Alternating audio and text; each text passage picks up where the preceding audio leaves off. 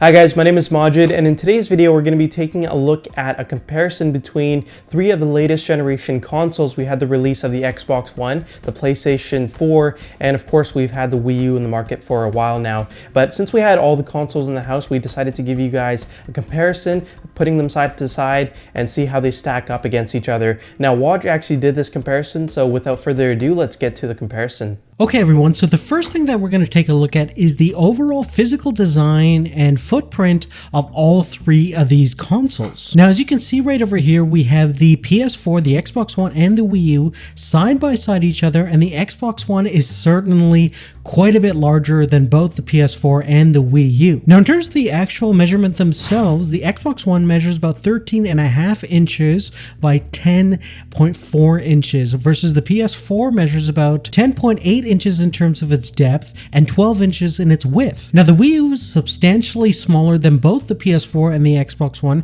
measuring about 10.5 inches in terms of its depth and only 6.8 inches in terms of its overall width. Now there's not much of a variation between the height of these three consoles. The PS4 measures about 2 inches, the Xbox One about 3.2 inches, and the Wii U is again the smallest, measuring about 1.8 inches. Now in terms of the aesthetic appeal of all three of these consoles, I think it's going to depend upon your taste. I do like the fact that the PS4 is very simple in terms of its overall look, but it has a elegance in that simplicity. I love the angular design, the two-tone black finishes with the shiny and the matte, and I do like how you can set up the PS3 in that vertical position, much like in the vein as when we first saw in the PlayStation 2. Now from a pure design point of view, the Xbox One definitely fulfills all of its requirements of being kind of the center of your home entertainment system. It looks like a piece of hi-fi equipment, like a stereo receiver or any kind of home theater kind of product that would look good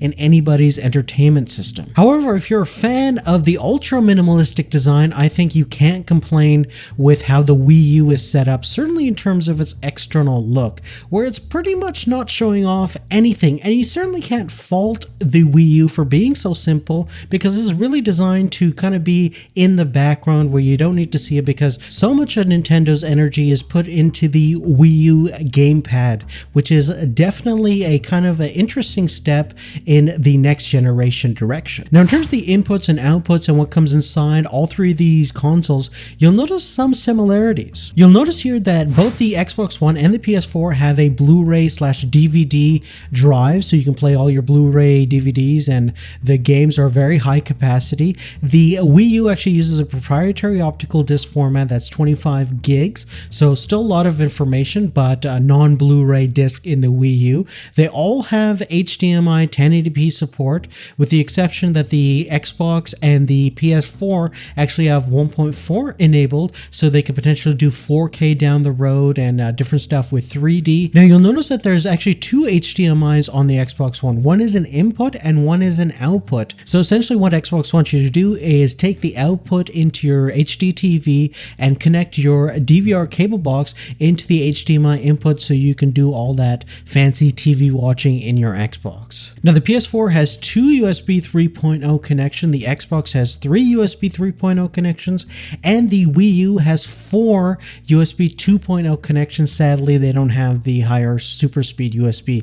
They all have optical and gigabit Ethernet connection for online connectivity. Additionally, all three consoles have built-in Wi-Fi, with the exception that the Wii U and the Xbox One have dual band frequencies, so they can support 2.4 and 5 gigahertz bandwidths. Now the overall speed difference is subtle from 2.4 to 5 gigahertz. It's just a little bit more stable, I found, and you can definitely get a little bit more download speeds on 5 gigahertz. I wish the PS4 had it, but one thing that's missing from all three of these consoles are AC capabilities, which is kind of unfortunate because that's really the next generation in Wi-Fi technology, and a lot of people are get AC routers if they don't have it already, so it's kind of sad that these consoles are not future-proof for that technology. And just the last thing about connectivity, the Wii U and Xbox One have IR blasters integrated in their peripherals, so the Wii U actually has an IR blaster in the gamepad, which can control several aspects of your TV, and you can actually use it as a universal remote.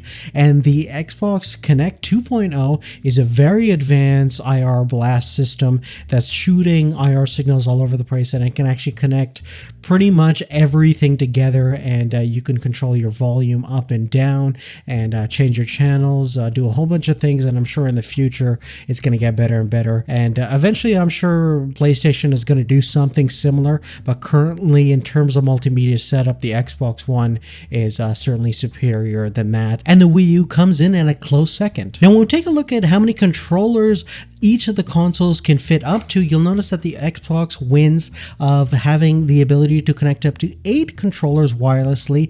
The Wii U comes in a close second of being up to 6 controllers, that's 2 gamepads, and 4 Wii controllers, whether they be the Wiimote controllers or the Pro controller as you see over here. Now you can connect up to 4 controllers on the PS4. Unfortunately, you can't exceed that number. Now, even though that may not be as good as what you find on the Xbox One and the Wii U, internally the PS4 is slightly faster from a hardware point of view. Now, interestingly, both the PlayStation 4 and the Xbox One have very similar internal hardware.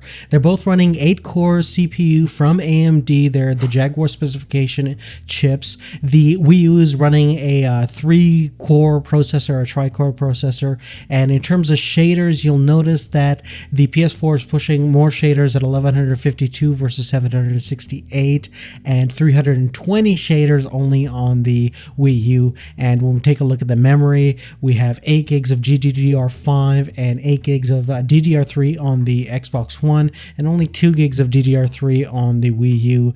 Now, in theory, based on the hardware itself, the PS4 should be the superior machine to process different graphics, but I think it's going to be really up to developers to capitalize on the system's hardware on all 3 of the consoles. In fact, when I played different games on all 3 of the consoles, I really think that they're pretty much comparable to each other. Now, obviously the Wii U, you can consider it to be kind of last generation in terms of graphics, but it's doing a lot of innovative stuff in terms of gameplay. That gamepad controller is really pushing on how a traditional game should be played with that second screen integration, which is honestly the best kind of integration of a next generation way to play than either Xbox One or PS4 has offered at this point. Now, we can certainly say that the PS4 and the Xbox One are a great improvement from their last generation console, from the 360 and the PS3, and that's for certain. The detail on what you get on these 2 consoles is absolutely amazing, and it's certainly worth the upgrade just for that. Now, the cool thing about the next generation and the new games that are going to come out, they're going to get better and better. They're going to look even better. When you compare these 2 consoles, however, to a $600 to $700 PC that has like a $200 graphics card, you start noticing that the graphics card is definitely a little bit sharper. The main kind of gripe I have with these next-gen consoles is the amount of aliasing that you have in the titles currently being rendered. So for example, if you take a look at Forza Motorsport, which really looks great in terms of overall detail and the sharpness, and when you look at fine carbon fiber textures and all that stuff, it looks great. The reflections are absolutely next-gen. It's kind of like what I would picture a really pretty racing game to be. But when you take a look at anything that has any angled lines, you'll start noticing massive amount of aliasing, which definitely takes me out of the game, because being used to games that have anti-aliasing enabled on the PC, even if you don't have a moderately powerful graphics card or machine, you can still have a better graphical experience at this point on a moderately priced PC than on a console. Of course, in terms of the consoles themselves, they give you great FPS, great value for money, and a great overall package in having very detailed, high-definition games. Now, for those people interested in terms of traveling with these consoles to different continents, you'll actually be happy to know that Xbox and PS4 kept their promise of having no region locks. Now, the Wii U, on the other hand, unfortunately does have a region lock, so if you ever want to send one out as a gift to somebody who lives in PAL land or something, you're going to have to get them a certified region-specific Wii U. Now, the interface on all 3 of these consoles are quite distinct from each other. Again, they're made for a certain kind of demographic.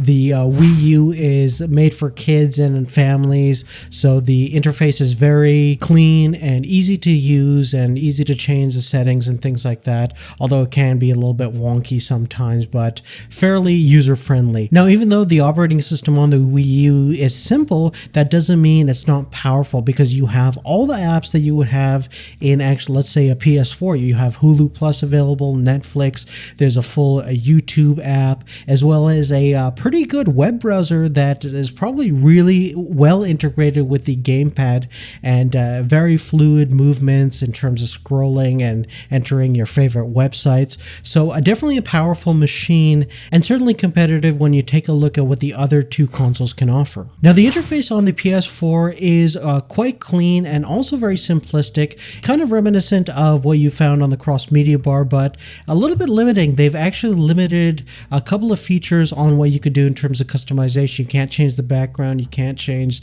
the music that runs in the background, which is very relaxing, kind of zen music. That might be not everybody's taste, but that's what Sony wants you to use for now. Overall, I think this interface is quite easy to use, very simplistic, and almost to a fault, because you can't really input any of your own media, your own photos and music. At this point, I'm sure they'll come out with a firmware upgrade that'll let you do that, but for now, you're just going to have to consume directly through the Sony specific apps.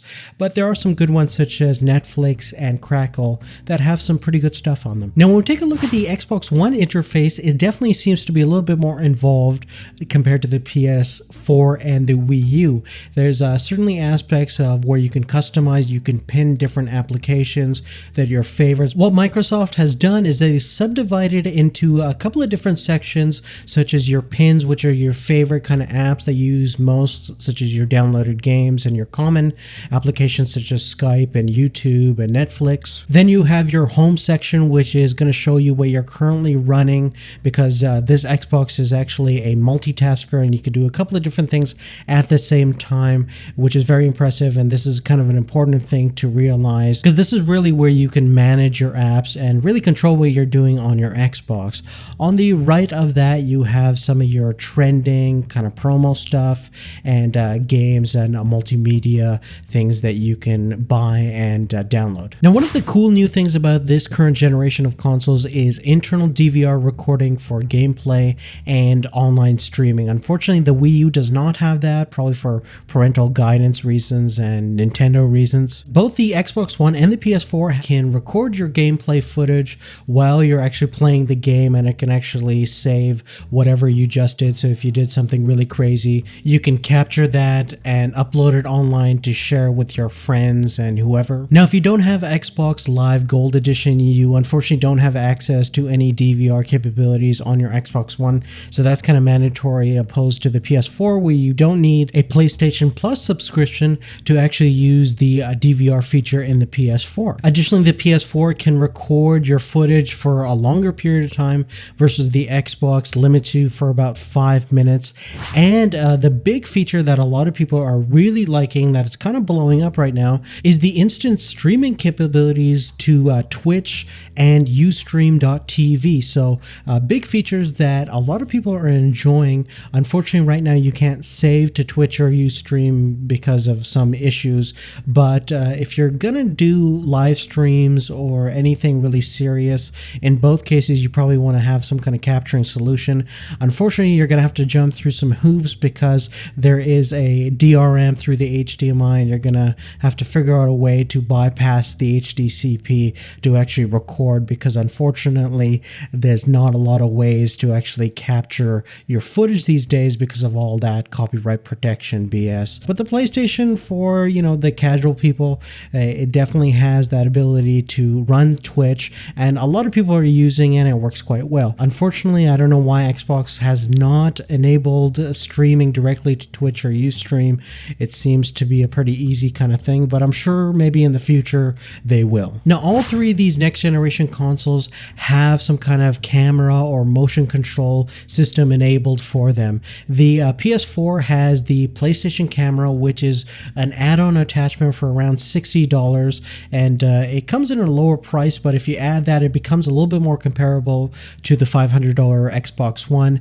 Now, the gamepad on the Wii U also has a camera built in, and of course you have the sensor bar for your Wiimotes and motion controllers on the Nintendo side as well. Now, when we take a look at the PlayStation camera and the Xbox KINECT 2.0, you'll notice that both cameras are a great upgrade from their previous generation. That being said, of course, when you look at it from a relatives perspective, you have to say that the Xbox 2.0 is heads and shoulders above what the current PlayStation camera can do. Even without the crazy infrared sight, the amazing detailed attention to recognizing your facial features, your heart rate, the muscle tension and everything, which I'm sure a lot of your sports and exercising games are going to take advantage of, which I'm not sure if that's a good or bad thing. But in terms of just the voice commands themselves, the Xbox is an entirely new and refreshing experience. Right off the bat, when you enter in your room where you have your Xbox, you say Xbox on,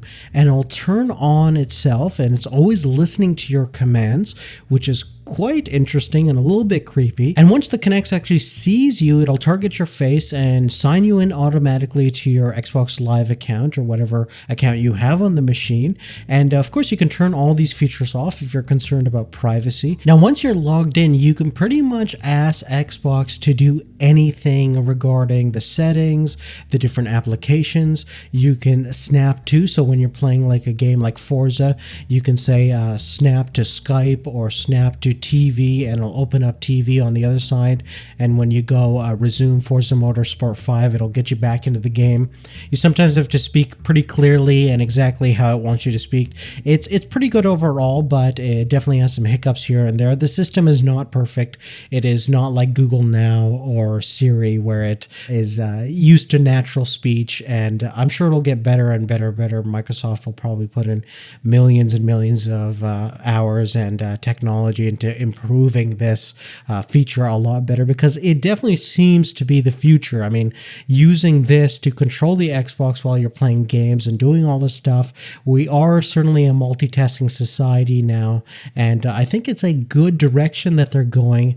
I just think it needs a little bit more refinement, but it is an amazing experience using this, and it's certainly novel in the world of gaming consoles. Now, when we take a look at the controllers on all three devices, we should probably start with the Wii U, which in the box comes with a gamepad controller, which has a screen, and you can do a whole bunch of things with it. You can play your games on the screen itself and completely ignore your TV, so it's almost like a portable gaming device, and it's a very cool experience doing that. Or you can enable second screen function, so if you're playing a racing game like Sonic over here, you can actually see the map on the gamepad screen, and you're using the controller to actually play it on your TV. Now, we actually have the Pro controller for the Wii U, and when we take a look at the Pro controller first off, you'll notice that it's very nicely shaped. It's almost like an Xbox 360 shape in terms of overall design. The thumbsticks, though, are in the upper portion of the controller,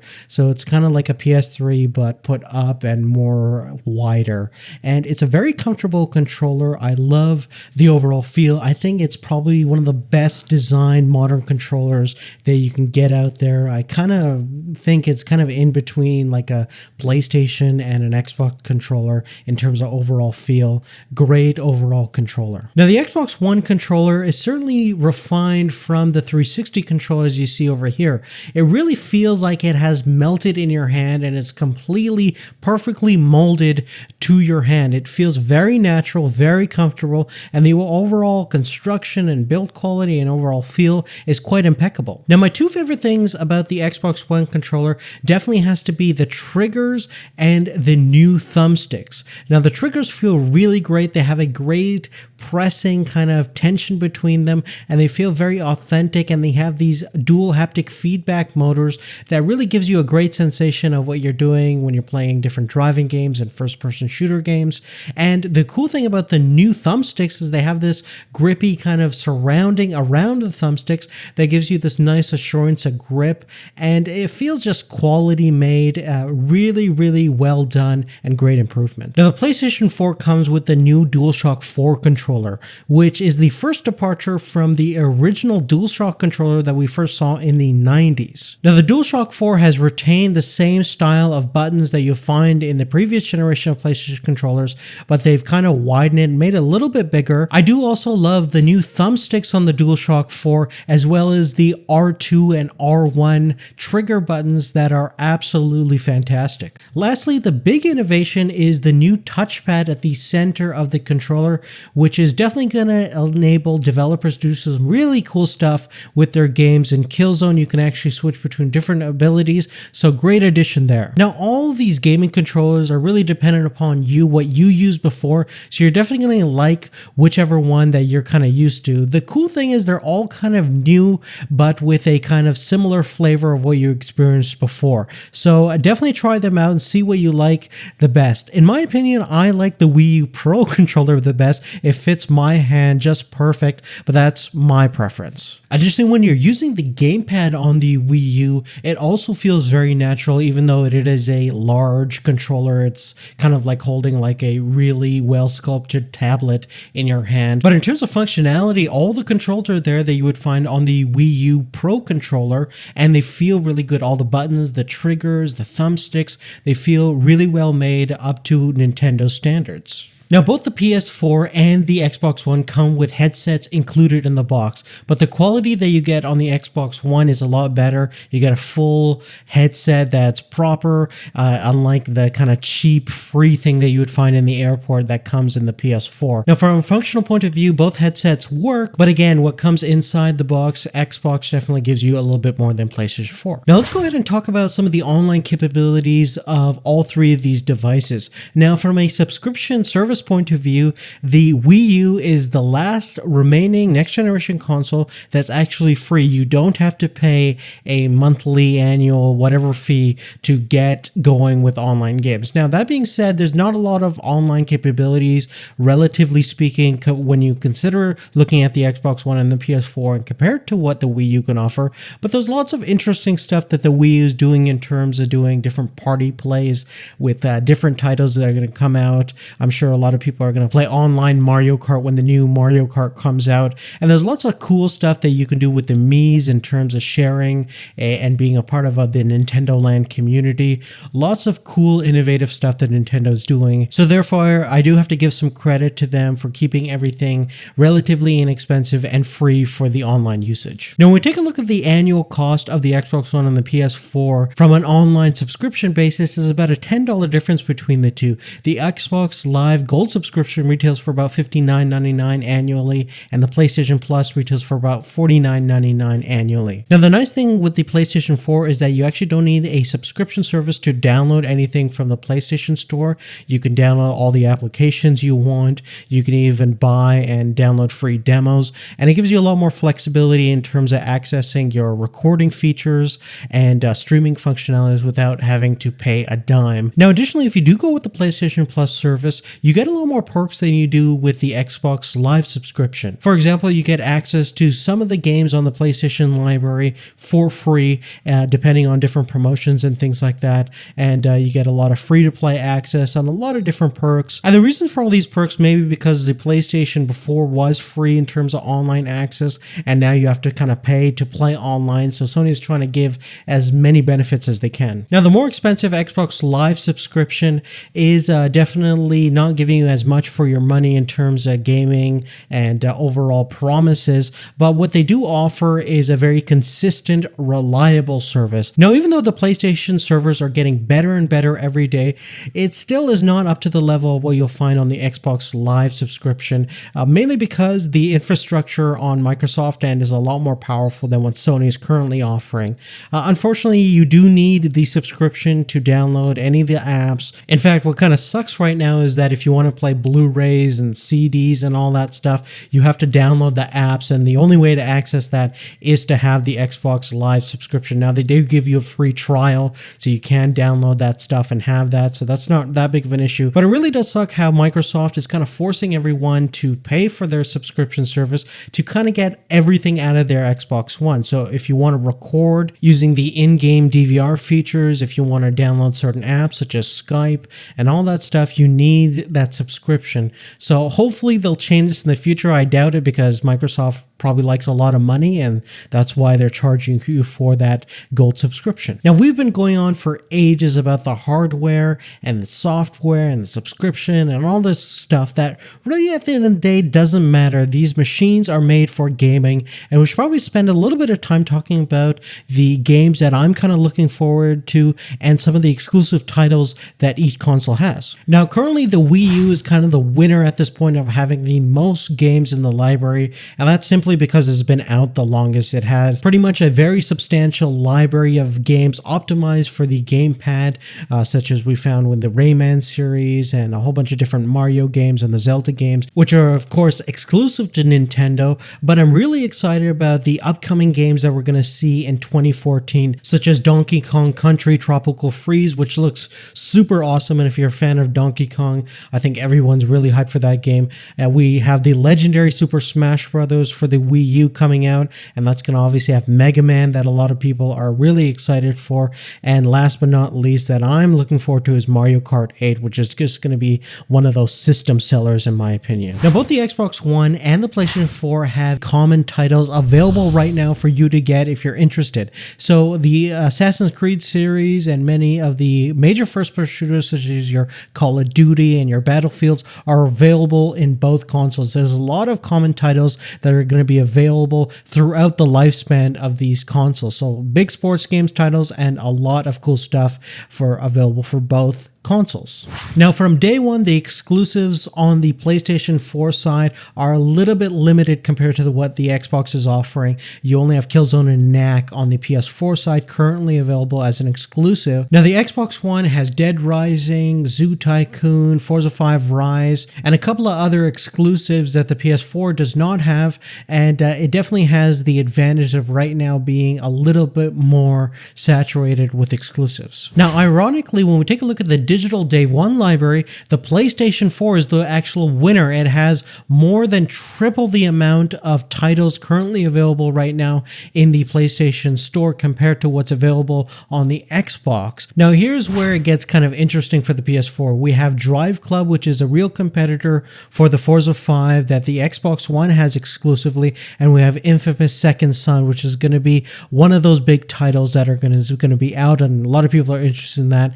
Now, the Xbox doesn't have quantity, but it does have Titanfall and KINECT Sports Rivals, which is going to definitely demonstrate what the KINECT can do, and Titanfall is one of those games that really everyone's looking forward to. Now, within the launch window, the digital titles again are increasing the libraries of what you'll find on the PS4, which is going to be a huge advantage if you're a PS Plus subscriber. You're going to have access to a lot more games than what you'll find on the Xbox Live subscription. So you have some cool titles available for the Xbox Live, but nothing what you'll find on the digital library of the PS4. Now, the big kind of system seller titles are not going to come anytime soon. The Halo 5 has been announced. They will make a Halo series for the Xbox One, and the new Uncharted also has been announced for the PS4, but again, no specific date. Naughty Dog has just stated that they're working on something, but those two titles are certainly something that a lot of people are going to be interested into and perhaps willing to upgrade to the next generation. Now, the last thing that we're going to talk about is the make or break point of any console war, and that's the price point. Now, straight off the bat, the Wii U is the most competitively priced console in the marketplace right now, starting at $299 for the 8GB version. Now, the 32GB Wii U Deluxe is just $50 more if you want that extra memory, and that's going to be pretty much enough for anybody who's looking into playing Wii U games because they don't require any mandatory downloads onto their hard drive. Now, the PS4 is at a close second, being $50 more than the Wii U Deluxe at $400, and it comes with a 500 gig hard drive, which is actually internally upgradable to like a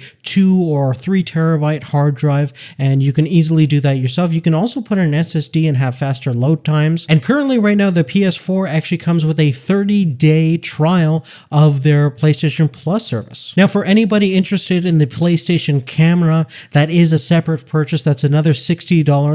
So you're going to be about $460 if you want that, which makes it quite comparable to the Xbox One, which is $499.99 and actually comes bundled in with the KINECT 2.0 straight off the bat. And as we talked about before, the KINECT versus the PlayStation camera is kind of a night and day difference in terms of what is inside these two machines. Now, unfortunately, the 500 gigabyte hard drive that's inside the Xbox One is not user upgradable, but you can thankfully put in external storage, such as an external hard drive to expand your game library and your media library and all that stuff, which is pretty awesome and not available currently on the PS4. Additionally, you also have 14 days of an Xbox Live subscription. Alright guys, so thank you guys for watching. I know that was a bit of a longer video, but thanks for staying with us all the way till the end. It is a little bit more detailed, and I hope you guys understand that we are trying to push out quality content. By the way, we do have a Facebook page that you guys can check out if you want to stay updated with the latest videos that we put out. And thanks for watching, and make sure to subscribe to our channel. We'll see you next time.